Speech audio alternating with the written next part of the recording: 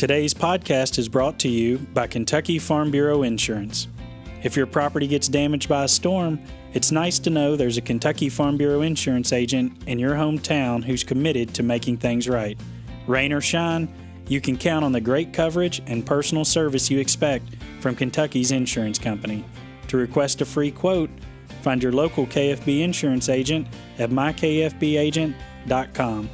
Kentucky Farm Bureau, big on commitment.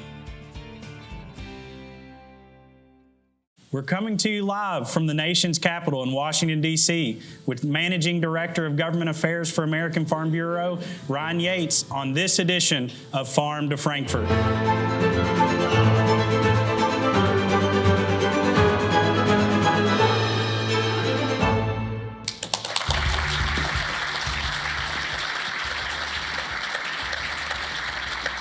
Well, Ericka, we're kind of like Dorothy and the Wizard of Oz. Obviously, we're not in Frankfort anymore. That's right. But we are here in Washington, D.C. Lots going on. Tell us a little bit about what's happening and what we're doing here today. Well, we're definitely not in the bluegrass state anymore. We're here in D.C. with our annual congressional tour, and we're really excited this morning to have our friend Ryan Yates from American Farm Bureau with us. Ryan, would you just tell us a little bit about yourself and how you came to American Farm Bureau and kind of what your role is there? Appreciate that, Ericka. It's always dangerous asking a lobbyist to talk about themselves, but you asked for it, so we'll get the shepherd's hook if we have to. No, glad to be here. And again, it's great to be here with you all this morning. I always love when Kentucky comes to town because you come in force. So it's a good group you guys have in today. I've been in town for just over 20 years. I grew up in Central California and studied agricultural business at Cal Poly and economics before my wife and I became recovering Californians and moved here to Washington, D.C. I've spent my career working on Capitol Hill and in the advocacy role, lobbying on behalf of rural communities across the country. So I've been with Farm Bureau for a little over 11 years, and I manage our government affairs team. So we've got a team there's 9 of us total that do the lobbying work and the regulatory work on behalf of Farm Bureau members nationwide. Appreciate what you do and American Farm Bureau does for the states. I think it's so important that we come together as states and we have a voice here in Washington, D.C., and American Farm Bureau fills that role for all the states. And what y'all do helps us as we set policies, bring them here, and then implement them, and as you do here in Washington, D.C. It's so important, and we appreciate you and your team of what you do. Yeah, it's an important role, and it's something we take seriously. And I will tell you all, it's nice to be the big kid at the table. Farm Bureau, we have a big voice, not only at the county level, at state capitol level, but certainly in Washington. And when Farm Bureau shows up, talks to legislators, talks to our executive branch, they listen. They want to know. They care about the issues that are affecting farm and ranch families across the country. And so it is nice to have the federation that we have that can bring that advocacy to this town, because it's certainly needed. And speaking about that voice was heard loud and clear back in December. And it was certainly needed in order to get the CR passed and to make sure that we had enough assistance for farmers across the country included in that package. So there's roughly $31 billion included in disaster and economic assistance for farmers. Where are we at as far as getting those payments out the door? We know there was a 90-day mandate to get those payments out. What's the timeline for that right now? Yeah, so I had the opportunity to meet with Secretary Rollins last week. President Duvall and I and a couple of our colleagues went over, and we had a good conversation with the new secretary. It was a delightful meeting with her. She is bringing a passion to her job that is certainly very much welcomed in this town. That was the first question that we had for the secretary, and her answer was, we will be getting the payments out on time. The CR provided the USDA a 90-day window to get those dollars out the door, and from what I'm hearing from USDA, they are on track to do that. I know that's encouraging, not just for our members here, but for everybody across the country. Now, that CR also continued government funding up until March 14th. That deadline's quickly approaching. What are we hearing about a new CR? Is it going to be a clean CR? Are we going to have additional programs in it? What's that going to look like?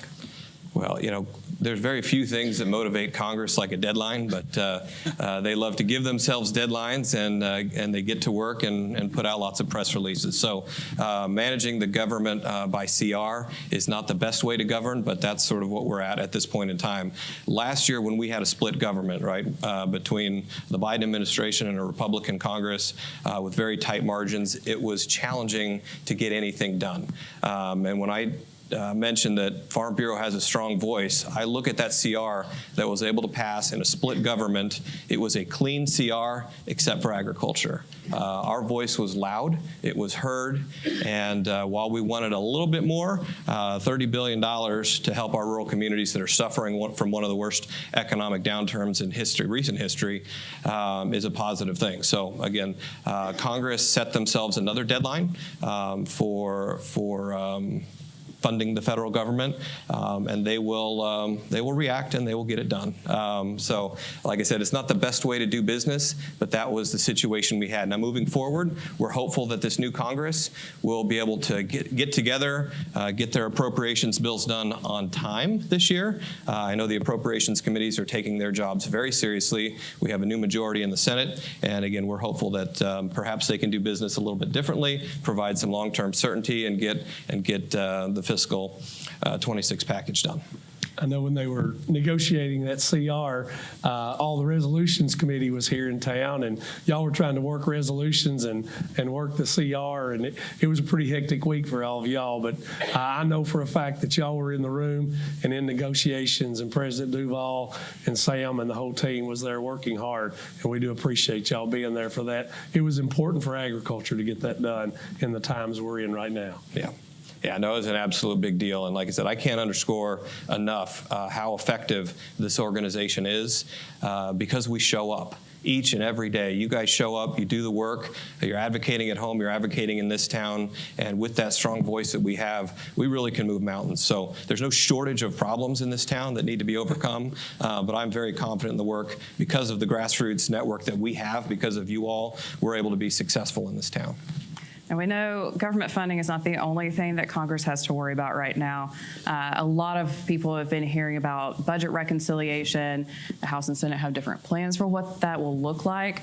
For those that don't work in government or aren't as familiar with it, can you tell them what reconciliation is and what that process is like?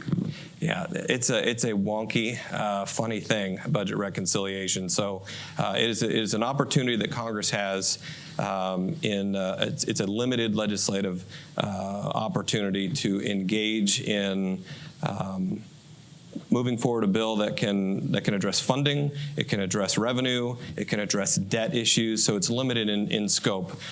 Congress tends to use this. I think they've used it since the Budget Act. They've used it 22 times, so it's something that isn't done annually. Right. Typically, it will happen when you have a government trifecta, so you'll have Republican or Democrat control in both chambers as well as the White House. And so what will have to happen, and we saw last week the Senate moving their budget bill. The House and Senate will pass a budget bill, and that bill is going to provide instructions to congressional committees that will address specific funding issues. They can address revenue by savings, they can address tax issues, and they can address the debt. And so they'll use this mechanism, and I would imagine in this reconciliation package, they will use this to address a number of President Trump's priorities specific to spending and spending cuts, as well as other opportunities such as tax reform. The last time we saw a tax measure move through Tax Cuts and Jobs Act back in 2017, they used the budget reconciliation process then, and we anticipate that the budget reconciliation process this year will address those expiring tax provisions in TCJA. So in terms of top priorities for Farm Bureau, tax code is key, and so we will be actively working with Congress. We've had continued meetings weekly almost with the leadership team. Had a meeting with them last week talking about the tax code and reconciliation and how we're going to get some key provisions reauthorized this year that are critical to farm and ranch families. And we know the House and Senate don't always see eye to eye when it comes on just how they get things done. So the House wants to do one big beautiful bill. That's the phrase that we keep hearing, is one big beautiful reconciliation bill. The Senate wants to take a different approach. Could you tell everybody kind of what the House is looking at versus Senate and how that might play out? Well, one of the things that comes with a new gentleman in the White House is a new vernacular. So President Trump talked about his desire for one big beautiful bill. Again, the House and Senate, they have different limitations. They have different majorities currently, and that provides a level of comfort that is going to vary from one chamber to the next. When you have a bigger majority, you're able to have a little bit more flexibility. So I think in terms of the Senate, they feel a little bit more comfortable. And I didn't mention, in a budget reconciliation package, the Senate doesn't have to worry about a filibuster, so they need a simple majority.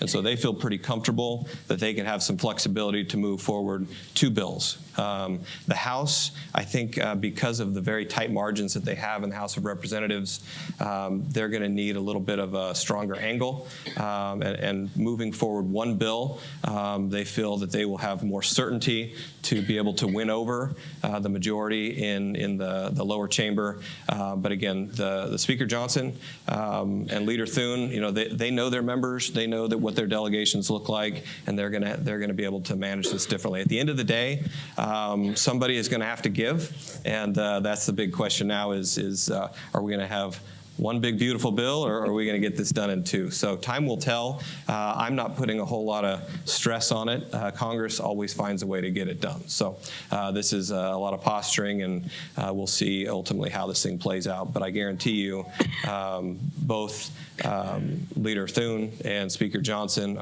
are committed. They have a number of top priorities that they've heard from the American people through the election last year, and certainly President Trump has a number of top priorities that he needs the Congress to address. So they will find a way to get it done, and in the meantime, we will be working diligently with our House and Senate delegations to ensure that farm and ranch priorities are protected and upheld in any sort of budget reconciliation package. And you talked about the Tax Cuts and Jobs Act. That was my first experience as a young Senate staffer going through a vote-a-rama. It was not fun. I do not recommend vote-a-ramas. But that bill had a number of provisions in it that were important, not just to everyday Americans, but specifically to the agriculture community. And we know that those are expiring this year. Can you talk about some of those key provisions, and then also what will be American Farm Bureau's priorities for a new tax package? Yeah, so I mean, you've got most farm and ranch businesses. These are small businesses. These are pass-through businesses. So provisions like 199A are critically important, making sure that the tax rates are down. The estate tax will continue to be a top priority for us, and so again, we would prefer to not have an estate tax at all, but the exemptions that were provided in TCJA, we want to get those levels at a place where farm and ranch families that are thinking forward to the next generation, they're not going to have to worry about that next generation farmer and rancher having to pay the federal government and potentially lose the farm just to try to stay afloat. So the estate tax or death tax, however we want to spin it, will continue to be a top priority, and so I think we've got some opportunities to build upon the TCJA, and again, hopefully, when we talk to our members and when our members are talking to Congress, this is not a great time. The ag economy is in a bad place. The world looks a whole lot different, not only on the tax front. In 2017, the world looked a whole lot differently. We passed a farm bill in 2018. The world looked a whole lot differently. So again, as we engage Congress, both on tax reform as well as a farm bill, we need to make sure both of these tools meet the needs of farmers today. 100%.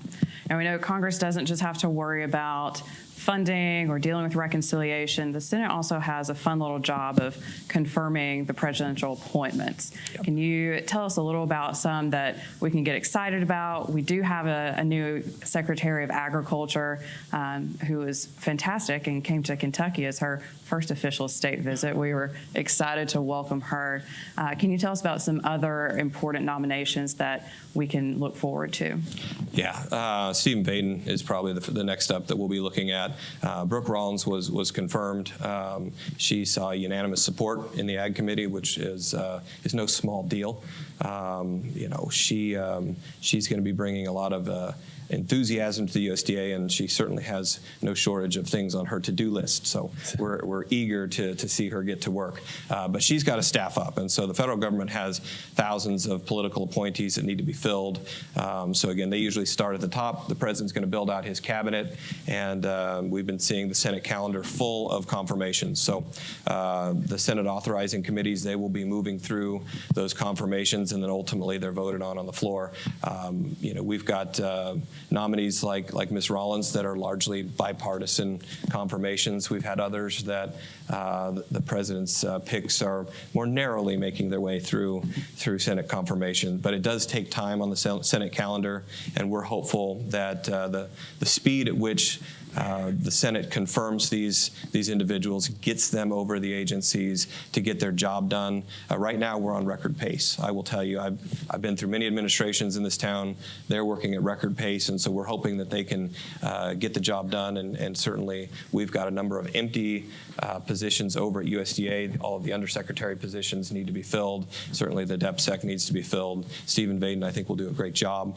I think you all know him well during his first term in 45, but we're eager to have him down at the Witten Building, and we'll be working in a coalition fashion. We've got a letter going up to the Senate encouraging swift confirmation. So it's a process. It does take time, but like I said, from what I'm seeing in this administration, working with their friends in the Senate, they're moving through quickly. So it's always awkward at the beginning of any new Congress, especially when you have a new administration, because you got to get your people in the right places before you can actually deliver. And so that's the awkward phase that we're in now. It feels a little weird. There's a lot of anxiety. There's a lot of nerves. But from what I'm seeing, again, people are ready to get to work.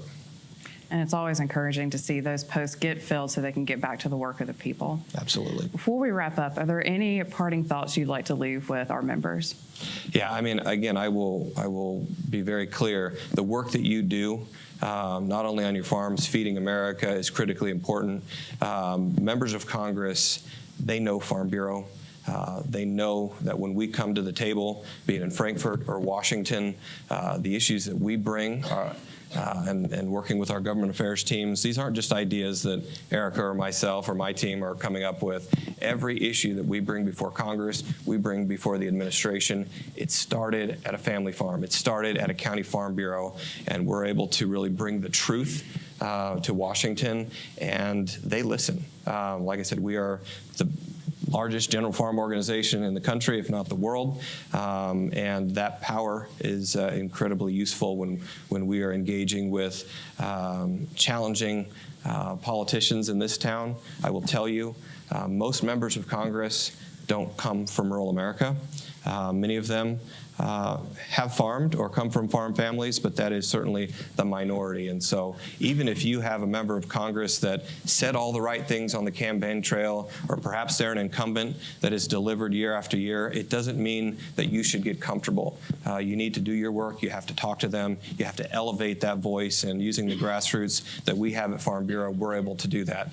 But again, it's a squeaky wheel kind of thing. So we need to be diligent in the work that we do to bring that message to Congress, and certainly there are no shortage of issues that you all are facing that we need Congress to step up and deliver. So it's an exciting time.